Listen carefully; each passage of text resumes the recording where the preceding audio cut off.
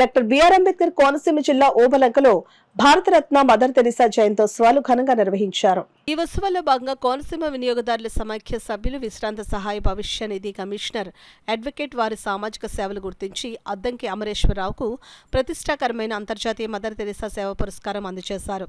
ఈ సందర్భంగా అద్దంకి అమరేశ్వరరావు మాట్లాడుతూ పేద, అనారోగ్య, వికలాంగ స్వచ్ఛంద సేవలకు జాతి, మత, వర్గ భేదాలు ఉండమని మదర్ తెరిసా అంకిత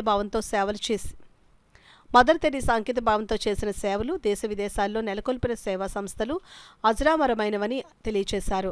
మదర్ తెరిసా భారత పౌరసత్వం పొందారని, వారి నిస్వార్థ సేవలకు గుర్తింపుగా వరల్డ్ నోబెల్ పీస్, భారతరత్న వంటి ఎన్నో ఇతర అత్యున్నత పురస్కారాలు అందుకున్నారని చెప్పారు. స్వంత లాభం కొంత మానుకుని సమాజంలో దినస్థితి కష్టాల్లో ఉన్న వారికి వీలైనంత వరకు మానవ సహాయం చేస్తే మాధవ సేవ చేసినట్లు అవుతుందని చెప్పారు. కార్యక్రమ నిర్వాహకులను, సహాయ సహకారాలు అందించిన పెద్దలను ఘనంగా సన్మానించి అభినందించారు.